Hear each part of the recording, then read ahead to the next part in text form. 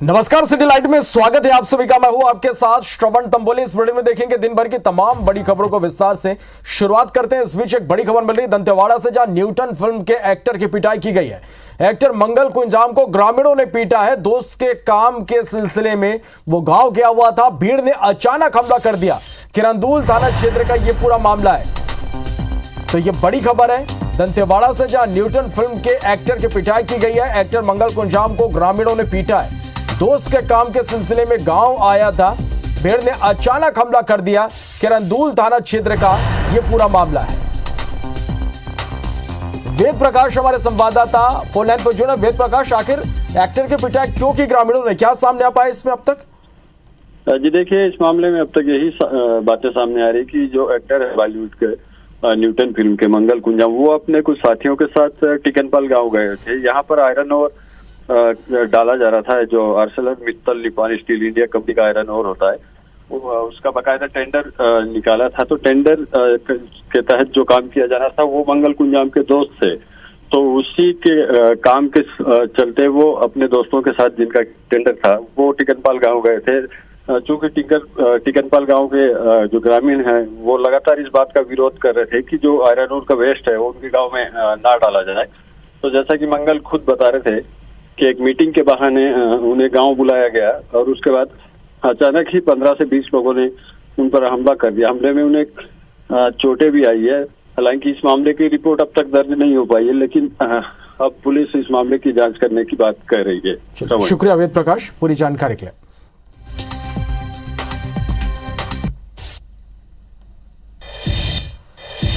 खबर दमोह से, जहां सोशल मीडिया में वायरल हो रहे पोस्टर के बाद बवाल मचा हुआ है। एक तरफ एनसीपीसीआर के राष्ट्रीय अध्यक्ष प्रियंक कानूनगो ने मामले में ट्वीट करते हुए कार्रवाई की बात कही, वहीं दूसरी ओर हिंदू संगठन ने प्रदर्शन करते हुए कलेक्टर को ज्ञापन सौंपा।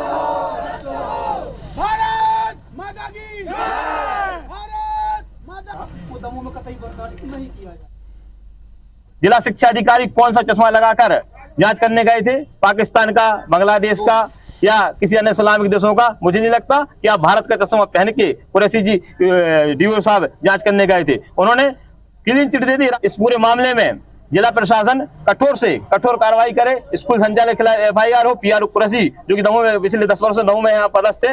अरे किसी स्कूल की ड्रेस मतलब बाध्य नहीं किया जा सकता किसी को धार्मिक आचरण करने के लिए।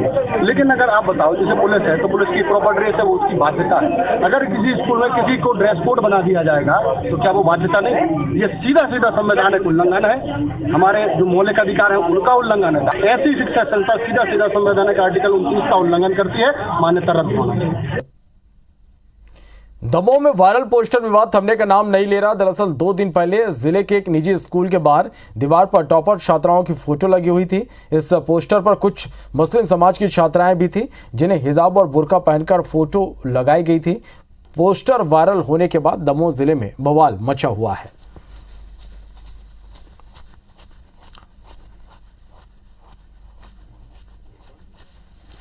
इस वक्त हम खड़े हैं दमोह शहर के गौरी शंकर तिराहे के पास में, जहां पर गंगा जमुना स्कूल एक निजी स्कूल है। यहाँ पर एक जो है सोशल मीडिया पर पोस्टर वायरल हुआ था, जिसमें कुछ गैर हिंदू संगठन की बच्चियों के लिए जो है बुर्का और हिजाब में उनकी तस्वीरें लगाई गई थी, जिसके बाद पोस्टर वायरल होने के बाद जमकर बवाल मच गया। ये जो पोस्टर था ये कब लगा था और कब तक लगा रहा और आज पोस्टर कहाँ गया? ये पोस्टर परसों लगा हुआ था, जो कि कल शाम को 4:30 से 5 के बीच में निकाला गया। कैसे निकाला? कोई अधिकारी है? जी, DO साहब आए थे, शिक्षा अधिकारी, और कोतवाली से एक SI और एक हवलदार आरक्षक थे, 2 आरक्षक थे। वो परसों लगा था, DO साहब आए तो उन्होंने कार्रवाई की, उसके बाद वो निकल गया। उसके बाद मैडम भी आई थी।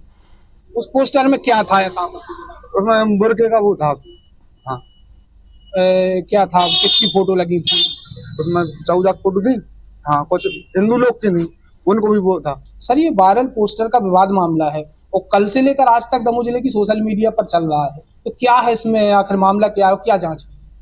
देखिए, कल हमारे पास सोशल मीडिया के से हमारे को एक वायरल पोस्टर का जांच मिली थी, जिसमें काफी सारे ग्रुप्स पर मैसेज चल रहा था। उसको पाते ही हम लोगों ने तुरंत जिला शिक्षा अधिकारी एवं कोतवाली जो प्रभारी हैं उन्होंने जाके जांच करी और उसमें बेसिकली हम लोगों को ये पता करना था कोई दबाववश कोई कपड़े का धारण या ऐसा तो नहीं किया गया है। तो उसमें बच्चों के माँ बाप का और क्या कहते हैं बच्चों के भी कुछ बयान लिए गए, जिसमें कोई चीज़ ऐसी सामने तो नहीं आई हमारे। और क्योंकि इसमें इस शिकायत में कोई फरियादी नहीं था, तो इसमें उस समय पता नहीं चला। उसके बाद में आज दिन में ज्ञापन आया, जिसमें कुछ अलग बिंदुओं पर भी बताया गया था। उसके बाद हम लोगों ने एक टीम गठित करी है तहसीलदार के अंडर में, सीएमओ और डीपीसी की, जो उस पर विस्तृत जांच करेगी। ये दमोह के जो है जिला कलेक्टर थे, उनके द्वारा इस पूरे मामले की जांच कराई जा रही है और उनके द्वारा जो स्पष्ट रूप से बताया गया है कि इस पूरे मामले के लिए एक तहसीलदार के अंडर में जांच समिति भी बनाई गई है।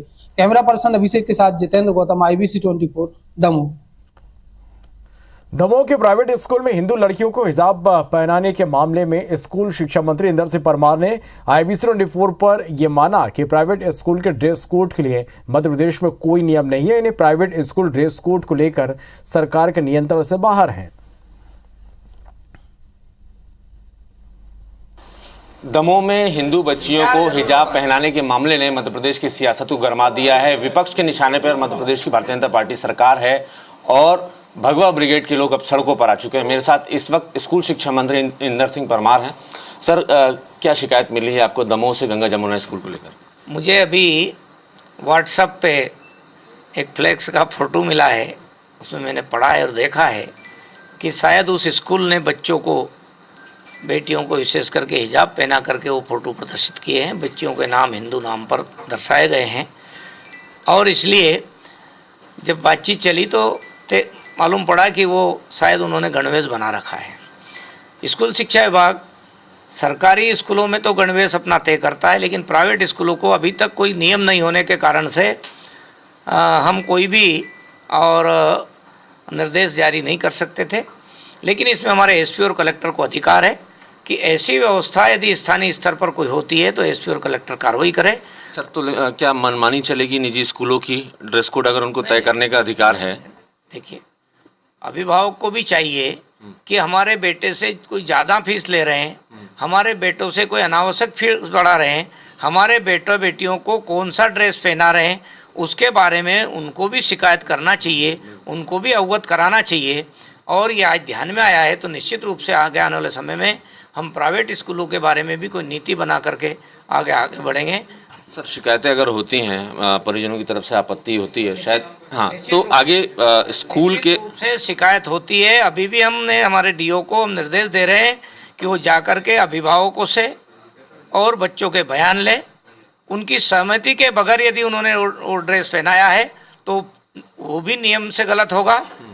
जाहिर है दमोह के स्कूल की इस घटना के बाद से मध्य प्रदेश का स्कूल शिक्षा विभाग इस पर चर्चा करने को तैयार है और ये भी दावा किया जा रहा है स्कूल शिक्षा मंत्री की तरफ से कि प्राइवेट स्कूलों के लिए ड्रेस कोड को लेकर मध्य प्रदेश सरकार जल्द कोई नीति बनाएगा। और फिलहाल दमोह के गंगा जमुना स्कूल के खिलाफ अगर परिजन शिकायत करते हैं, आपत्ति लेते हैं, तो उन पर बड़ा एक्शन भी मध्य प्रदेश की सरकार लेगी। कैमरामैन दीपक के साथ नवीन सिंह, IBC 24 भोपाल।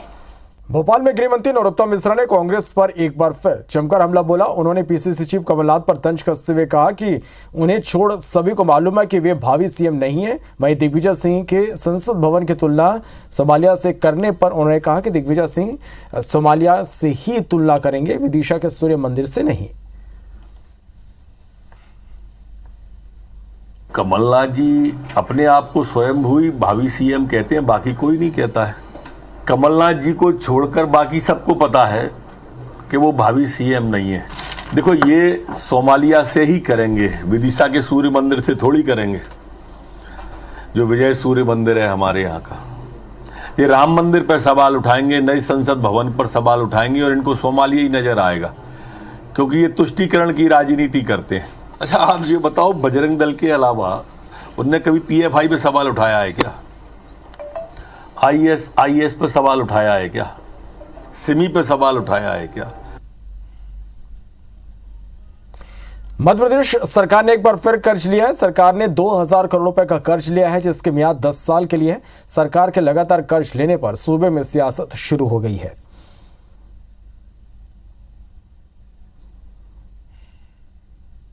केवल कर्जे की ओर ध्यान नहीं दिलाया जाना चाहिए, उस कर्जे से किया क्या है इस पर ध्यान होना चाहिए। केवल कर्जा बढ़ा ये कहना मेरे ख्याल से सही नहीं होता। कई बार तो ये देखा जाता है कर्जा बढ़ता है तो बिजनेस बढ़ता है, कर्जा बढ़ता है तो उद्योग बढ़ता है। तो कर्जा लगाया कायम है, इसके बारे में जब तक पूरी तरह से स्पष्ट नहीं होगा तब तक इस तरह की टिप्पणी करना कोई ठीक नहीं है।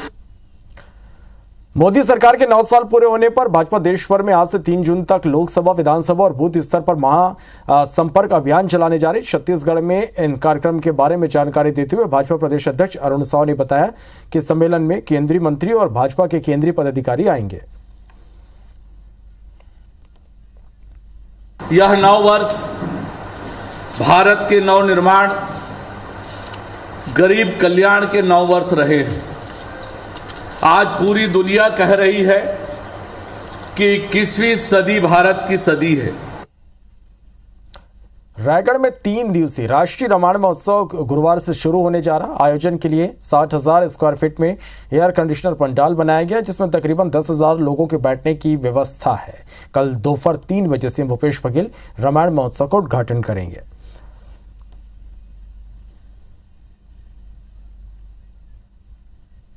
तो रायगढ़ में कल से राष्ट्रीय रामायण महोत्सव का आयोजन किया जाएगा। आयोजन स्थल का निरीक्षण करने मंत्री अमरजीत भगत पहुंचे रायगढ़। उन्होंने कहा कि रायगढ़ ऐतिहासिक नगरी है, चक्रधर समारोह यहां होता था।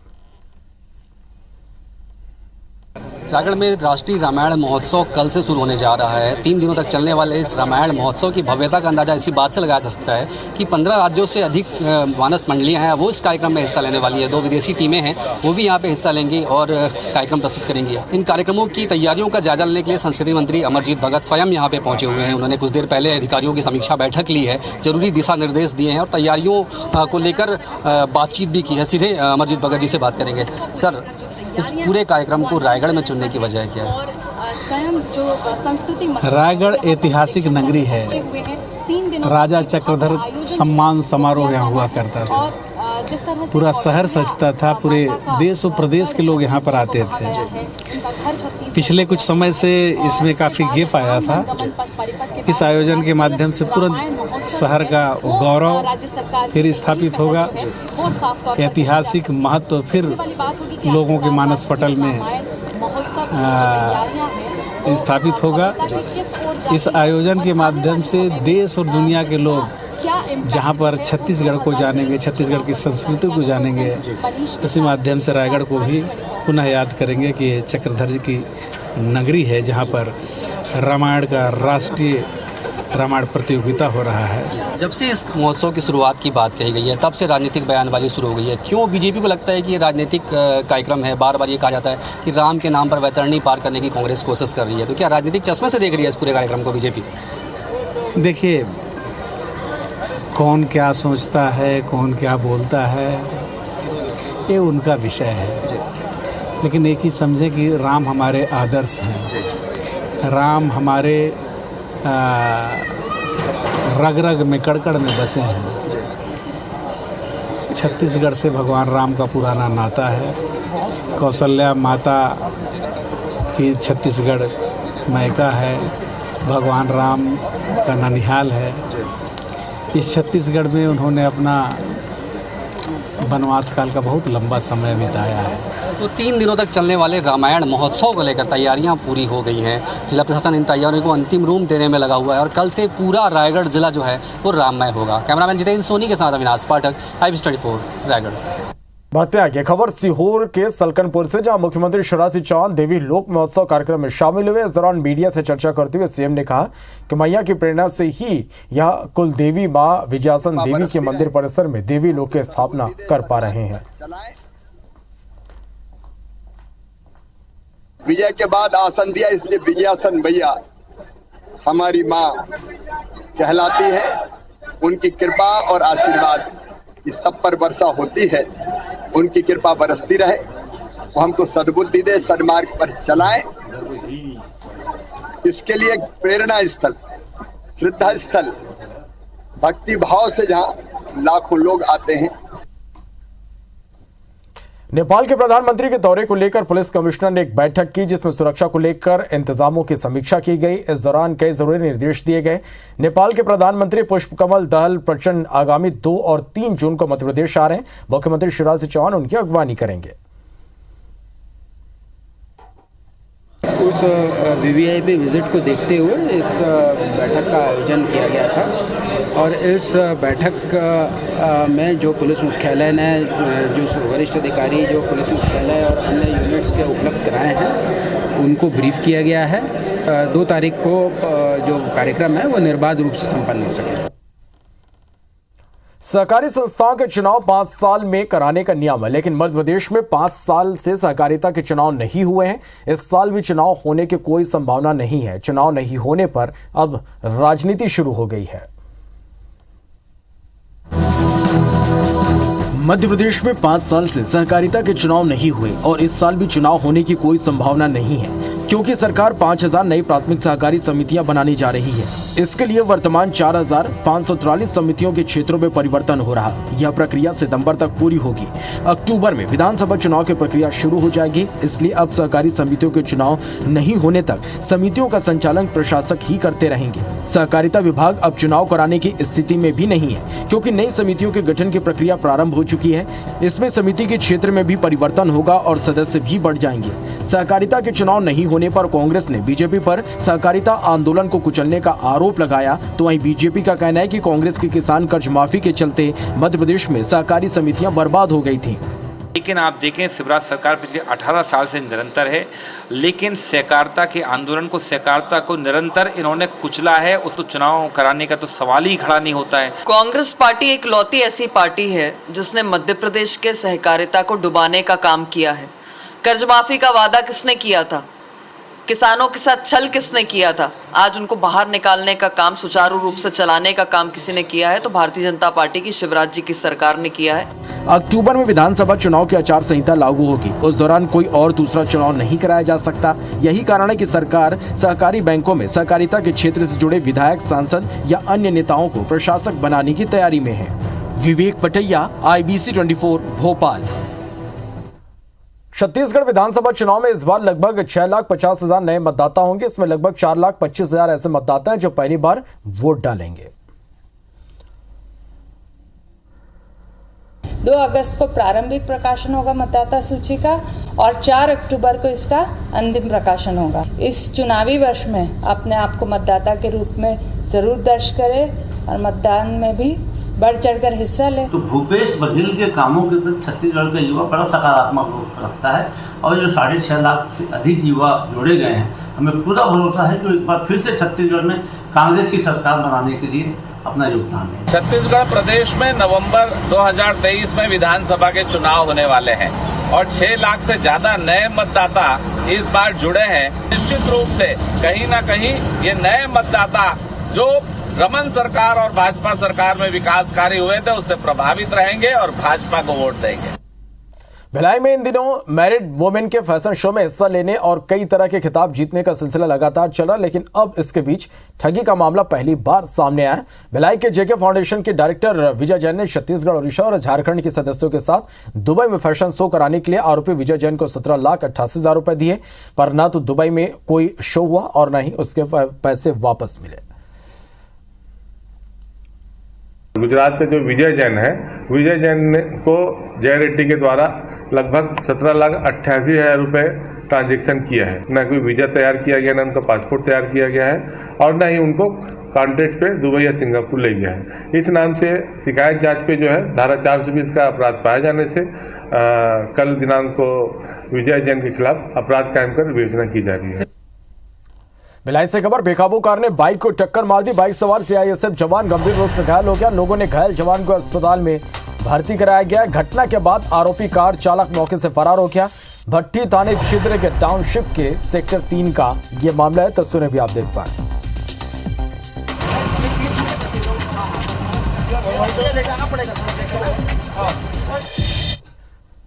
सूरजपुर के केकती कोयला खदान में बुधवार की सुबह स्थानीय ग्रामीणों ने खदान में ताला जड़ दिया। SCCL के खिलाफ जमकर नारेबाजी की। ग्रामीणों का आरोप है कि SCCL के कोयला उत्पादन की वजह से उनके गांव में पानी का स्तर नीचे चला गया है।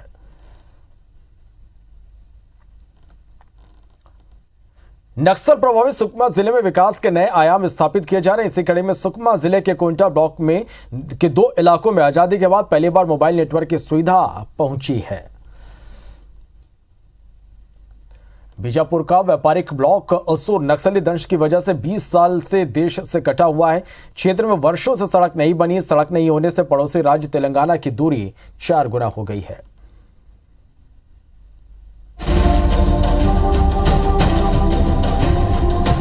बीजापुर से तेलंगाना का सफर पास हो सकता है। बस सड़क निर्माण की जरूरत है, लेकिन नक्सलियों की वजह से ये अब तक मुमकिन नहीं हो पाया। एक समय बीजापुर से तेलंगाना के चेरला तक यात्री बस चला करती थी, लेकिन जब से इस क्षेत्र में सलवा जुलूम अभियान शुरू हुआ, सड़कों पर नक्सलियों ने कब्जा कर लिया। जहां उसूर होकर तेलंगाना जाने में 50 किलोमीटर लगते थे, अब लगभग 180 किलोमीटर का सफर तय करना पड़ता है। स्थानीय लोग कह रहे हैं कि अविभाजित मध्य प्रदेश शासनकाल में 2 बसें चलती थी, जिससे सफर करने की आसानी होती थी, लेकिन लाल आतंक ने क्षेत्र का बेड़ा गर्क कर दिया। इधर से भी एक बस चलती थी, मद्देड़ आपका संकनपल्ली एलमड़ी से होते हुए। अभी रूट ना होने के कारण से अभी बस नहीं चल रही है। अभी जाना होता है तो अपना बीजापुर होते हुए जाना होता है। वहीं मामले पर बीजापुर कलेक्टर ने कहा कि जनता की मांग पर जल्द ही सड़कें बनेंगी। इसके लिए टेंडर की प्रक्रिया शुरू कर दी गई है। जल्द ही इलाके के ग्रामीणों को यातायात की सुविधा मिलेगी। 1 साल के अंदर उसूर से पुजारी कांकेर तक सड़क का निर्माण होगा। संकनपल्ली से इलमिड़ी और आवापल्ली होते हुए उसूर तक सड़क बनाई जा चुकी है। अभी तक PMJSY से जो रोड स्वीकृत हुआ था उसका काम पूरा करा लिए हैं, जो नंबी से आगे है पुजारी कांकेर की ओर है, और उसमें काम बचा हुआ है। पुजारी कांकेर सीधा नहीं जुड़ पाया है। RRP में जो रोड सैंक्शन हुई है उसका टेंडर हो चुका है। अंदरूनी इलाके के ग्रामीण लंबे समय से सड़क निर्माण का इंतजार कर रहे हैं। अब देखना होगा कि शासन प्रशासन इस ओर ध्यान देती है या नहीं। संतोष तिवारी, IBC 24, बीजापुर। खरगोन जिले के घुघरिया खेड़ी गांव में कारगिल युद्ध में शहीद हुए लांस नायक अमर शहीद राजेंद्र यादव को श्रद्धांजलि दी गई। राष्ट्रीय शहीद समरसता मिशन की अगुवाई में बीती रात शहीद स्मारक पर शौर्यांजलि निमाड़ कार्यक्रम का आयोजन किया गया। निश्चित तौर पर यह सम्मान के कार्यक्रम के साथ में जागरण का अभियान भी है, और इस अच्छे आयोजन के लिए मैं पूरी संस्था को भी बधाई देता हूं। और निश्चित तौर पर जागरण के अभियान में हम सब लोग शामिल हैं, ये हम सब लोगों के लिए खुशी की बात है। लगभग 11 जो शहीद हुए हैं, उन शहीदों की वीर माताओं और उनकी वीरांगनाओं को उनके पद प्रक्षालन करके एक जिम्मेदारी, एक कर्तव्य हम सभी देशवासियों का है। उस कर्तव्य को निभाने का काम हम लोगों ने करा है। देश पर अपना सर्वस्व न्यौछावर करने वाले अमर वीरों को सार्वजनिक नागरिक अभिनंदन, उनकी वीर माता और वीरांगनाओं को उनके पैरों को गंगा जल से धो करके और कृतज्ञ राष्ट्र उनके सामने विनम्र धन्यवाद प्रस्तुत करता है। एशिया के सबसे बड़े स्टील प्लांट बीएसपी प्रबंधन को अब पानी को लेकर चिंता सताने लगी है। मरौदा जलाशय में लगातार जलस्तर कम हो रहा, जिसको लेकर बीएसपी प्रबंधन ने जलाशय में मिट्टी के भराव को लेकर अलग तरीके की योजना लेकर आया है। टैंक की जो डेप्थ है ना, हाँ, उसका वो पूरा जो प्रोफाइल है वो उसको भापेंगे। राज्य सरकार हमारे मदद पे आई और एक शिवनाथ नदी से भी हम लोग एक पाइपलाइन लगा रहे हैं, ताकि यहाँ के पानी सिंचाई के लिए जरूरत पड़े तो वो सिंचाई के लिए जाए और हमको दूसरे सोर्स से मिलता रहे। बालोद में कई गांव के किसानों के लिए लाल पानी परेशानी बन गया। यह लाल पानी फसलों को बुरी तरह से प्रभावित कर रहा है, जिससे किसानों की परेशानी बढ़ गई है।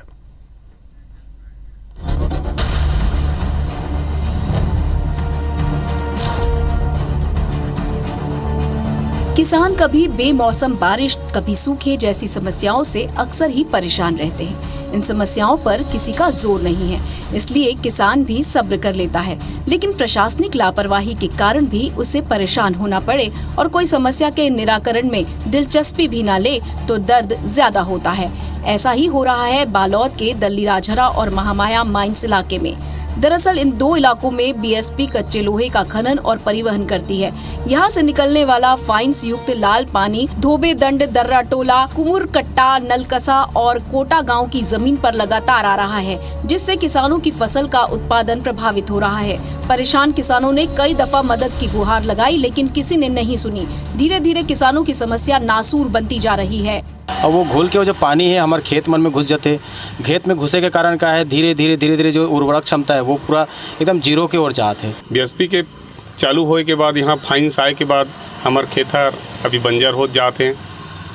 आज यहाँ तक जिस प्रकार के धान कोदो कुटकी जो होत रही से वो नहीं हो पाते हैं। लाल पानी जाके पूरा माइंस मट्टी जाके पूरा बर्बाद हो गए, न कुछ फसल हो न कहीं नहीं, हमार बाल बच्चा भूख मरा थे। लाल पानी से पूरा खेत मन में आ जाते, ओकर पास से हमार धान नहीं हो पाए थे, हम फसल कर नहीं पाते हन। खार मन पूरा पटा गए, लाल पानी आके मट्टी आके तो धान पान नहीं होए, न फसल नहीं होए, कुछ फसल नहीं होए। कलेक्टर साहब की माने तो फसलों में जो फाइनली सुक्त लाल पानी जाता है उसे रोकने के लिए छोटे नालों में स्टॉप डैम बनाए गए हैं। स्थानीय विधायक और मंत्री अनिला भेड़िया भी समस्या के समाधान के लिए गंभीर प्रयास की बात कह रही हैं। क्षेत्र में इतना हमारे लोगों को नुकसान हुआ है माइंस की वजह से या जिसके वजह से, फिर भी वहाँ सुविधा मुहैया नहीं कराए हो।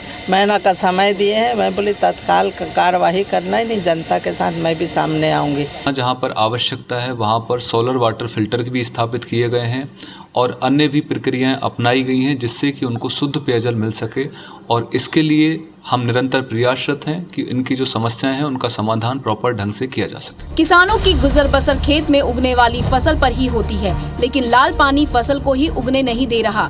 ऐसे में सैकड़ों किसानों के जीवन यापन पर संकट खड़ा हो गया है। वहीं कलेक्टर और जनप्रतिनिधि गंभीरता से समस्या का निराकरण तो चाहते हैं, लेकिन बड़ा सवाल ये है कि अब तक किसानों की समस्या सॉल्व क्यों नहीं हुई है। मोहनदास मानिकपुरी, IBC 24 बालोद।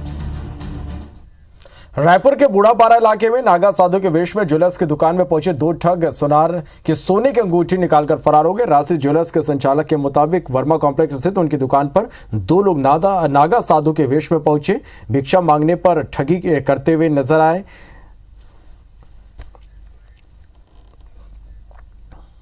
तो 500 का नोट लिया और मेरे हाथ में अंगूठी थी सोने की, लगभग 10 ग्राम की पुखराज वाली, उसको ले करके तुरंत 500 के नोट में लपेट करके फट से मुंह में डाला।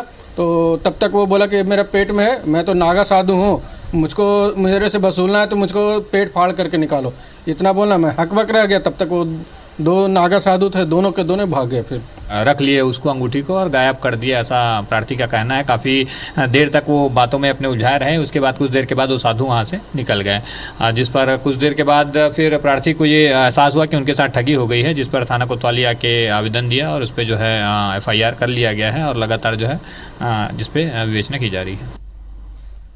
खरगोन के कोतवाली थाना क्षेत्र के सोनम एग्रोकेट कॉटन जेनिंग फैक्ट्री में चड्डी बनियान गैंग ने धावा बोल दिया। 10 से 12 चोरों ने करीब 9 लाख रुपए लेकर फरार हो गए।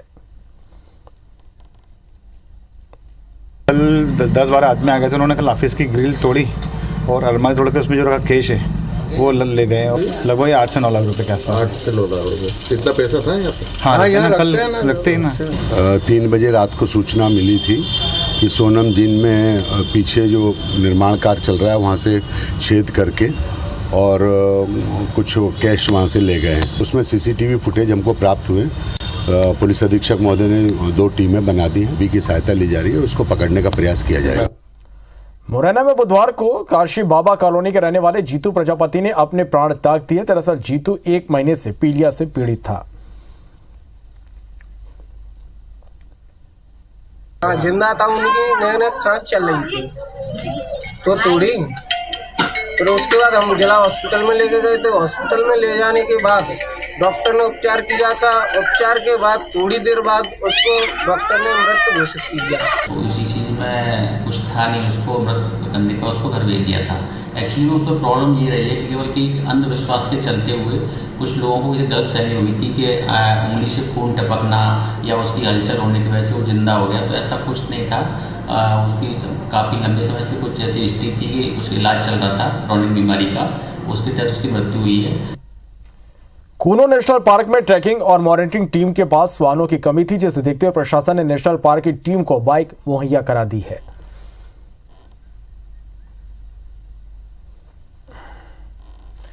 मध्य प्रदेश में शिक्षा जगत में घोटाले रुकने का नाम नहीं ले रहे। ताजा मामला कॉलेज एजुकेशन के स्कॉलरशिप के नाम पर हुए बड़े घोटाले का है। कॉलेज मैनेजमेंट ने उन स्टूडेंट्स के नाम से स्कॉलरशिप निकलवा ली जो कभी उस कॉलेज में पढ़े ही नहीं। क्या है पूरा मामला, देखिए इस रिपोर्ट में। मध्य प्रदेश में शिक्षा जगत में कॉलेज एजुकेशन के स्कॉलरशिप के नाम पर एक बड़ा घोटाला हुआ है। कॉलेज मैनेजमेंट ने उन स्टूडेंट्स के नाम से स्कॉलरशिप निकलवा ली जो उस कॉलेज में कभी पढ़े ही नहीं। स्कॉलरशिप जारी करने वाले अफसर बैंक मैनेजर और शिक्षा माफिया ने मिलकर इस घोटाले को अंजाम दिया है। एक छात्रा की शिकायत पर 8 साल से चल रहे इस घोटाले की जब परतें उखड़नी शुरू हुई तो जांच कर रहे डीएसपी का तबादला हो गया। ग्वालियर में पदस्थ जांच अधिकारी रहे डीएसपी मुनीश राजौरिया ने एमपी पुलिस के बड़े अफसरों को पत्र लिखकर कहा कि उनका तबादला शिक्षा माफिया के दबाव में किया गया। जिस छात्रा ने सबसे पहले इसकी शिकायत की थी उसे भी जान से मारने की धमकी दी जा रही है। कई प्रपोजल हैं, कई कॉलेज हैं जिनकी की 100% करीब छात्रवृत्ति जो छात्र नहीं है उनके एडमिशन दर्शाए जाकर फर्जी खातों में निकाले गए। उस संबंध में चूंकि जांच के लिए चिट्ठी लिखी है और सभी प्रकरणों में जांच चल रही है। इस घोटाले को दबाने की कोशिश का अंदाजा इस बात से भी लगाया जा सकता है कि छात्रा की शिकायत पर एफआईआर होती ही उसके अकाउंट में चालान के जरिए स्कॉलरशिप की राशि तत्काल जमा करा दी गई। पुलिस के अधिकारी इस मामले में कुछ बोलने को तैयार नहीं है, लेकिन ग्वालियर के सांसद विवेक शेजवलकर का कहना है कि वो इस मामले को लेकर बात करेंगे। वहीं कांग्रेस दोषियों को सरकार आने पर जेल पहुंचाने की बात कह रही है। नहीं, जांच पूरी नहीं हुई है और अगर अधूरी रह भी गई है तो मैं सरकार से दरख्वास्त करूंगा कि उसको पूरी करें और सच सामने आए और जो लोग दोषी हैं उनके खिलाफ कार्रवाई होनी चाहिए। जांच तो पूरी होनी चाहिए और अगर उसमें अधूरी रह भी गई है तो शासन उसको पूरा कराए जिससे कि सत्य उजागर हो। बड़े घोटाले को अभी तक जो जांच अधिकारी था उस जांच अधिकारी को क्यों हटा दिया? अब 4 महीने के बाद में चुनाव होने वाले हैं, कांग्रेस पार्टी की सरकार आनी ही है। इस घोटाले को हम बड़े रूप में सामने लाएंगे, इसकी जांच कराएंगे और इसके अंतर्गत जो भी दोषी पाया जाए उनको कड़ी से कड़ी सजा दिलाने का हम काम करेंगे। बता दें कि इंजीनियरिंग में ओबीसी छात्रों को सालाना 28,000 और SC/ST के छात्रों को 56,000 रुपए मिलते हैं। सरकारी रिकॉर्ड के मुताबिक पिछले साल 2022 में इंजीनियरिंग के कुल 40,000 छात्र थे। इनमें से 22,000 छात्र स्कॉलरशिप के दायरे में थे। ये घोटाला धीरे धीरे बड़ा रूप लेता गया। इसमें गिरफ्तार आरोपियों से पुलिस बाकायदा वसूली के नाम पर 90 लाख रुपए जमा भी करवा चुकी है। इस घोटाले में निजी कॉलेजों के संचालक, आदिम जाति कल्याण विभाग के तत्कालीन सहायक आयुक्त, बैंक ऑफ इंडिया के मैनेजर समेत 1 दर्जन से ज्यादा आरोपी हैं। नासिर गौरी, IBC 24 ग्वालियर। डीएड और बीएलएड के प्रवेश के लिए छत्तीसगढ़ में मारामारी चल रही। छत्तीसगढ़ में सीटों की संख्या 21,000 है, लेकिन आवेदन 4 लाख के करीब सामने आए। 12,500 आवेदन भर्तियां हुई हैं शिक्षकों की और उसके बाद आत्मानंद में भी लगातार भर्तियां हो रही हैं। इसके कारण रुझान बढ़ा है बीएड और डीएड में। हायर एजुकेशन जो होता है, उच्च शिक्षा में जो बच्चों के पढ़ने की ललक होती है वो सीधा रोजगार से उनका जुड़ाव रहता है। रोजगार आप जितने उपलब्ध कराएंगे अपने प्रदेश में, देश में, बच्चों की संख्या उस हिसाब से बढ़ती जाएगी। ओशो के अनुयायियों के लिए खुशखबरी है। जल्दी जबलपुर के महाकौशल कॉलेज के नाम के आगे ओशो जोड़ा जाएगा। देखिए रिपोर्ट। आध्यात्मिक धर्म और दर्शन का संदेश देने वाले आचार्य ओशो रजनीश का नाम जल्द ही जबलपुर के महाकौशल कॉलेज के आगे जोड़ा जाएगा। नाम को जोड़ने के लिए कॉलेज के एल्यूमिनाई एसोसिएशन के प्रस्ताव पर जिला योजना समिति ने मुहर लगा दी है, जिससे ओशो अनुयायियों में बेहद खुशी है। कॉलेज का नाम अगर आचार्य ओशो रजनीश जी के नाम पे अगर होता है तो ये बहुत ही गर्व फख्र की बात है। 1957 से 1967 तक महाकौशल कॉलेज में ओशो दर्शन शास्त्र के प्रोफेसर आज भी उनसे संबंधित चीजों को सहेज कर रखा गया है। दर्शन शास्त्र के प्राध्यापक व्याख्याता थे, उसीलिए इसको लाइब्रेरी में संरक्षित किया गया है। महाकौशल कॉलेज जबलपुर का नाम जो है आचार्य रजनीश ओशो के नाम से होने जा रहा है। टूटे हृदय को जोड़ने वाला आचार्य रजनीश, उन्होंने वो काम किया। नरसिंहपुर के एक छोटे से गांव कुचवाड़ा में जन्मे ओशो का जादू ऐसा था कि जब वे पढ़ाते थे तो न सिर्फ क्लास बल्कि दूसरी क्लास के छात्र भी उन्हें मगन होकर शांति से सुनते थे। WHO की तरफ से हर साल विश्व तंबाकू दिवस मनाया जाता है। यह जागरूकता लाने के लिए एक खास दिन होता है। तंबाकू खाने से होने वाले दुष्परिणाम स्वास्थ्य पर होते हैं। इसी को देखते हुए आज जागरूकता दिवस मनाया गया। भोपाल में 1 जून को मनाए जाने वाले गौरव दिवस को लेकर उत्साही माहौल है। गौरव दिवस के पूर्व संध्या राजा भोज और रानी कमलापति की प्रतिमा को शहर में भ्रमण करवाया गया।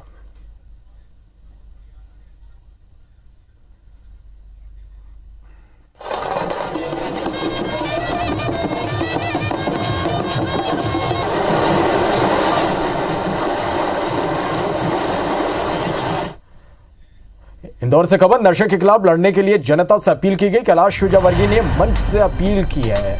नशा शहर की छवि खराब कर रहा है। विजयवर्गीय के कहने सीएम शिवराज से कैलाश विजयवर्गीय ने कहा नशे के खिलाफ सख्त कार्रवाई के लिए निर्देशित करें। आगाह करना।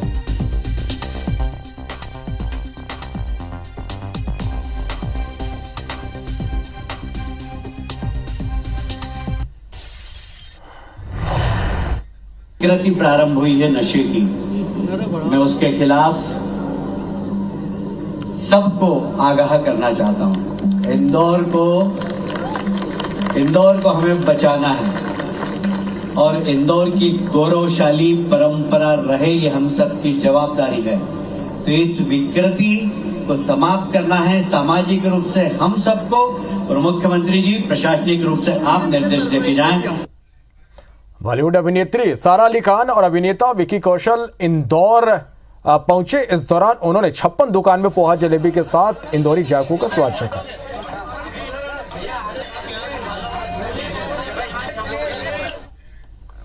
मध्य प्रदेश वक्फ बोर्ड ने औफाक ए शाही के प्रबंधकर्ता सबा सुल्तान को फिर नोटिस दिया। सबा सुल्तान को यह तीसरा नोटिस है। बोर्ड के अध्यक्ष सनवर पटेल ने भेजे नोटिस में सबा से पूछा कि भोपाल रियासत के हज यात्रियों को इस हज में धर्मशाला की सुविधा मिलेगी या नहीं।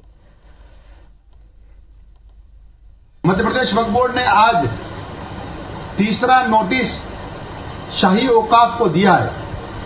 शाही औकाफ से पूछा कि आप भोपाल रियासत से जाने वाले हाजियों के लिए रुबात में ठहरने का इंतजाम कीजिए, मक्का में भी कीजिए, मदीना में भी कीजिए, और ईओ की आवश्यकता लगी तो मध्य प्रदेश के वक्फ बोर्ड के अधिकारीगण को ईओ बनाकर इन सब चीजों की देखरेख अपने हाथ में लेंगे। मध्य प्रदेश वक्फ बोर्ड ने सैफ अली खान की बड़ी बहन सबा सुल्तान को 1 महीने में तीसरा नोटिस भेजा। सबा सुल्तान पर बोर्ड के आदेशों के अवहेलना के आरोप हैं। बढ़ते आगे, जगदलपुर के कांगेर घाटी राष्ट्रीय उद्यान में माउस डियर की तस्वीर ट्रैप कैमरे में कैद हुई है, जिस वक्त आप देख पा रहे हैं। श्योपुर से खबर, मुनीम के साथ बंदूक की नोक पर लूट हुई है। वसूली करके लौट रहे मुनीम के साथ लूट हुई है। मुनीम जितेंद्र जादौन के साथ लूट हुई है। आरोपियों ने फायरिंग कर 1 लाख रुपए लूट लिए। 3 अज्ञात बाइक सवारों ने इस घटना को अंजाम दिया।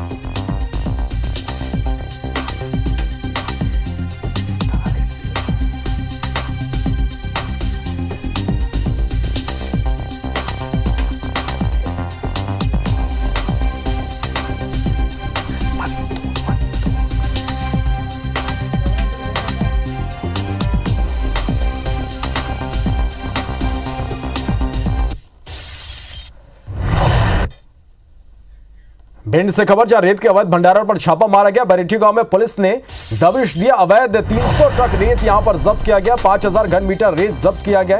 अमायन थाना क्षेत्र का यह पूरा मामला है।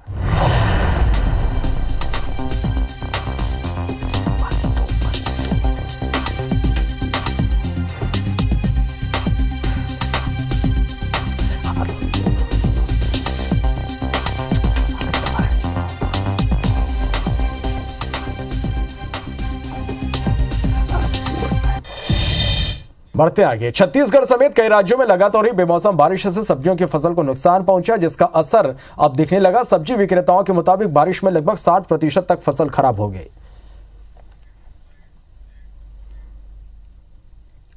गर्मी एकदम अचानक पड़ी और पिछले महीने जो बारिश गिरी है, लगातार फसल खराब होते गई और डिमांड अचानक ही बढ़ गई है, जिसकी वजह से बाहर की आवक भी कम होने की वजह से यहाँ रेट कंटिन्यू बढ़ेगा और ये लगातार बढ़ते रहेगा। ये रेट पिछले वर्ष जैसे 20% तक बढ़ता था, इस बार 30 से 40%, क्योंकि स्थानीय सब्जियाँ लगभग खत्म हो गई है। दीगर प्रदेशों से ही मैक्सिमम सब्जियाँ आ रही है। अब ऐसा है कि बरसात में सब पूरा फसल खराब हो चुका है, तब कुछ तो वसूली हो, इसके वजह से महंगा बेचना पड़ रहा है। क्या करोगे भाई, पानी गिरने के कारण सब्जी खराब हो गया, इसलिए महंगी है। नई लागत नहीं निकली किसानों का, सब फेंकने में गया माल, इसलिए महंगाई है।